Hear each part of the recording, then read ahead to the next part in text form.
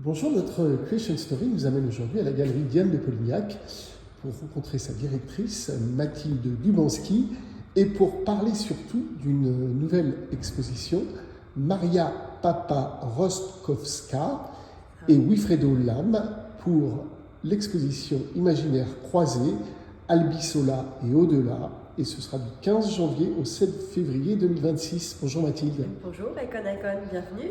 Merci. Alors, j'ai envie de commencer par, évidemment, par Maria et nous raconter cette merveilleuse, belle et difficile histoire en même temps. Mais oui, Maria Papa Rostkowska, c'est une artiste polonaise. Elle naît en 23 dans la banlieue de Varsovie et donc tout de suite sa vie est chamboulée par l'histoire du XXe siècle. Elle est adolescente quand les nazis envahissent la Pologne. Elle doit faire ses études supérieures de dessin et d'architecture dans la clandestinité, puisque les beaux-arts ont été fermés. Et elle s'engage très vite avec son mari, Ludovic Rostkowski.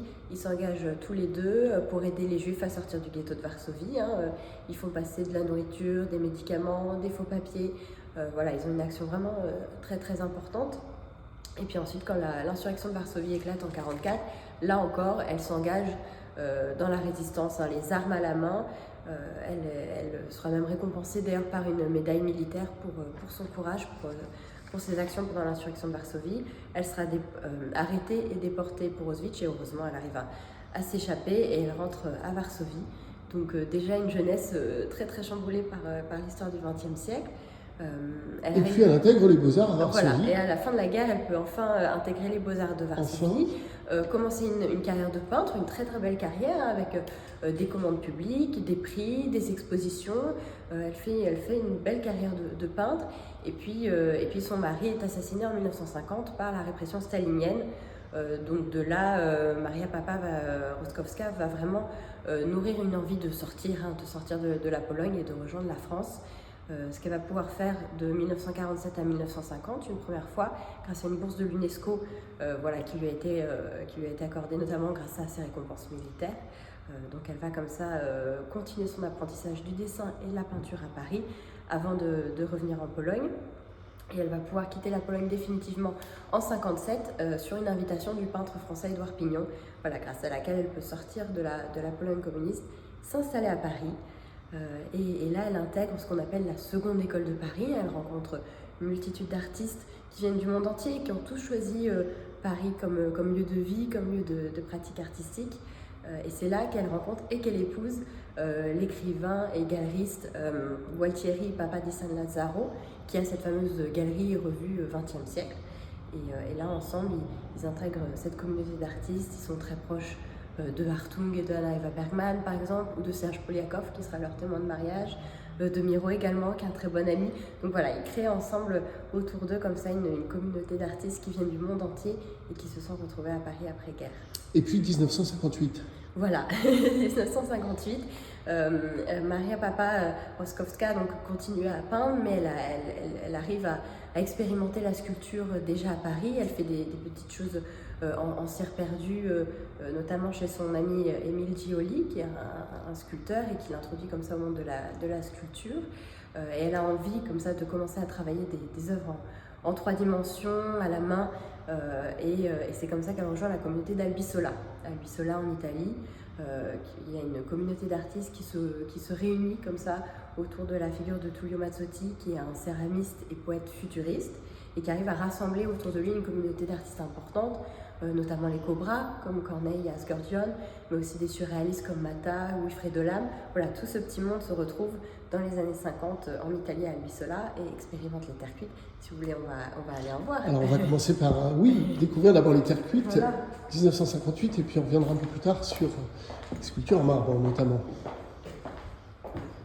Alors combien d'œuvres sont présentées dans cette exposition ? On a une vingtaine d'œuvres en tout, oui. Avec 4 bas-reliefs en terre cuite, comme celui que vous voyez ici. Donc ils sont en fait une transition parfaite entre la peinture et la sculpture. Vous voyez, on reste sur une composition de formes et de couleurs, comme un tableau, mais avec un travail de creuser comme ça directement à la main. On voit des cratères, on voit que Maria Papa Rostkowska, elle est en train de chercher quelque chose ici, elle se cherche elle-même littéralement, elle cherche sa nouvelle identité de femme et d'artiste, et elle crée ces panneaux de cratères, de fentes, que André Verdet appelait ça des fragments de planète. D'ailleurs, je trouve que c'est une très belle formule. On sent qu'elle cherche littéralement quelque chose dans la terre. Et elle s'approprie complètement ce médium de la terre cuite. Presque cette idée que la sculpture finalement est en train de tranquillement prendre forme Exactement. sur des terres cuites. Elle prend cuites. forme sur la terre cuite et puis finalement, elle va même pouvoir enfin quitter le mur. Et on voit ici par exemple, voilà, une sculpture indépendante en terre cuite. Donc une de ses premières sculptures en terre cuite, voilà, Tullio Mazzotti disait que ça lui faisait penser à des haumes médiévaux, c'est très vrai, c'est un visage aveugle avec des fentes. Là aussi, il y a des choses, des cicatrices, on sent qu'il s'est passé, elle cherche beaucoup de choses, elle cherche à faire la paix avec beaucoup de choses avec ces sculptures, hein. Elles sont encore très mystérieuse, on est dans une recherche d'identité et en fait à travers ce travail de sculpture, Maria Papa-Roskovska fait presque une thérapie finalement. Elle est en train, on voit, de dépasser les traumatismes qu'elle a pu vivre pour se reconstruire et chercher sa nouvelle identité d'artiste. Très bien. Alors j'ai envie de faire un saut de plus jusqu'en 1965 ou même 1960 où on va l'inviter d'une certaine façon à se donner à la sculpture sur marbre, c'est ça ? Tout à fait, oui, elle est accompagnée d'amis sculpteurs, donc on a parlé d'Émile Gioli, mais elle est aussi très proche de Jean Arp, de Henri Moore, de Marino Marini, et tous ces artistes vont l'accompagner et l'encourager à travailler le marbre qui au départ est une matière très noble et qui peut intimider parce que c'est une pierre extrêmement dure, c'est un travail très très difficile. Peu de sculpteurs, même des sculpteurs très connus, ne travaillaient pas le marbre eux-mêmes, hein. Beaucoup dessinaient et puis confiaient leurs maquettes et leurs dessins à des marbriers. Avec justement cette idée de taille directe sur le marbre. Et Maria Papa-Roskovska, elle va vraiment s'approprier ce modèle du marbre, elle en tombe immédiatement amoureuse et elle va le tailler elle-même directement, hein. Toutes les sculptures présentées dans l'exposition ont été sculptées par Maria Papa-Roskovska elle-même. Elle s'approprie complètement ce médium. Oui, ce qui est assez paradoxal, et c'est vrai que vous m'en parliez, c'est la dureté finalement de la vie qu'elle aura vécue et cette douceur qui va se dégager de cette sculpture en marbre. Oui. On voit elle travaille, elle est polie jusqu'à rendre ses sculptures très très douces. Et puis vous allez voir au fil de l'exposition, les titres des sculptures sont intéressants. On commence avec des figures de guerriers, mais petit à petit, on va vers des choses qui s'appellent Mère et l'enfant, Petite fleur, Source de vie, Oiseau de bonheur. On sent qu'elle est en train comme ça de faire sa thérapie. De retrouver goût à la vie. Exactement. On est vers un élan de bonheur, de vie. Elle célèbre sa famille, sa vie. Et on sent que voilà, elle dépasse, grâce à ce travail du marbre, ce travail au corps à corps, elle va pouvoir dépasser tous ces traumatismes de jeunesse. Alors ce sont des sculptures qui n'ont jamais été présentées. Tout à fait, pour la plupart, elles n'ont jamais été présentées. Et c'est votre première exposition de sculpture à la galerie d'Anne de Polignac, bravo. Pourquoi le choix de le faire maintenant ? Alors, déjà, Maria Papa-Roskovska a une très belle actualité. Hein. Depuis son décès, son fils la représente très bien et a déjà organisé une vingtaine d'expositions de Maria Papa-Roskovska. Et à la fin du mois, 5 de ces sculptures vont être inaugurées à l'ambassade polonaise à Paris. Donc c'est une très très belle actualité, donc on tenait à se caler sur ce très très bel événement. Et puis ça s'inscrit dans un mouvement général aussi de reconnaissance des artistes, surtout des artistes femmes polonaises en France. C'est assez intéressant, on a eu beaucoup d'artistes polonaises ici en France et il y a un vrai mouvement en ce moment pour les remettre en avant. On peut évoquer par exemple Sarah Lipska au musée d'art de Meudon, vous avez en ce moment Alina Shaposhnikov au musée de Grenoble, il y a Magdalena Bakanovic au musée Bourdelle, et vous avez évidemment la collection de Marie Crefleur au musée Montmartre à Paris, qui présente un certain nombre d'artistes de la seconde école de Paris, et notamment Tamara-Hélène Picard qu'on connaît bien en France, mais d'autres artistes aussi un petit peu moins connus. Donc le fait de présenter Maria Papa-Roskovska aujourd'hui dans la galerie à Paris, c'était une évidence.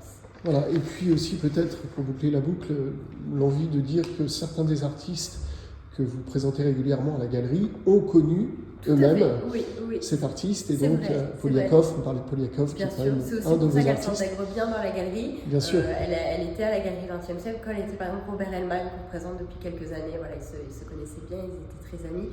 Donc Maria Papa-Roskovska s'est très naturellement intégrée aux artistes de la galerie. Alors on a envie de voir quelques autres sculptures. Oui, on vous suit ? On ne va pas tout montrer, on va en dévoiler quelques-unes parce que évidemment il faut aller voir cette exposition à la Galerie Diane de Polignac, dans le 7e arrondissement, 2 bis rue de Gribeauval, à côté de Sciences Po. Voilà, alors on continue. Voilà, vous avez par exemple cette très belle sculpture qui s'appelle l'oiseau du bonheur, qui est magnifique. On est dans un travail qui est très beau, qui est, je trouve, juste à l'équilibre entre abstraction et figuration. Hein. Ce sont des formes très organistes, très douces, très sensuelles, où il y a un sens. Il y a toujours cet élan vers le bonheur, cet élan d'optimisme. C'est un vrai parcours initiatique en fait que Maria Rostkowska fait à travers ce travail de sculpture. On part des traumatismes de jeunesse, on se cherche et on arrive enfin à une certaine, un certain équilibre, un certain bonheur. Et je trouve qu'on le ressent quand on parcourt l'exposition, c'est une ambiance très zen finalement. On est très apaisé face au travail de sculpture de Maria Papa Rostkowska. Très bien. Quelques autres sculptures peut-être? Alors là, celle-ci par exemple est intéressante. Elle s'appelle Ganesh. Parce que Maria Papa a fait quelques voyages en Inde. Elle était absolument fascinée par la culture indienne, par la philosophie indienne. Elle pratiquait beaucoup la méditation. Et on a un petit indice comme ça de cet intérêt avec cette sculpture Ganesh ici. Très bien. Alors, peut-être quelques mots au sujet de sa technique. Hein. On parlait de taille directe sur du marbre, on est sur du marbre de Carrare. Alors, marbre de Carrare, effectivement. C'est aussi pour ça l'Italie, oui, tout simplement. Oui, tout à fait. Oui, elle s'installe à Pietrasanta parce que c'était la ville de Michel-Ange. Michel-Ange, c'est un peu le maestro pour Maria Papa Rostkowska, c'est vraiment le modèle ultime. C'est son modèle ultime, donc elle va là où était Michel-Ange, elle apprend la sculpture à l'antique, comme elle disait, donc vraiment à l'ancienne, à la main, avec juste quelques outils, mais elle taille vraiment le marbre elle-même. Avec son atelier là-bas. Voilà, elle a son atelier là-bas, la marbrerie Enro. Et donc le marbre, c'est une matière extrêmement difficile, extrêmement dure, qu'on associe souvent à des sculpteurs hommes, notamment Jean Harpe, dont elle était très proche. Mais il y a des femmes qui passent à la marbrerie Enro, il y a évidemment des femmes qui travaillent le marbre à Pietrasanta. Là-bas, par exemple, Maria Papa Rostkowska a pu croiser Alicia Penalba, Alina Shaposhnikov, dont on parlait, et Louise Bourgeois, par exemple.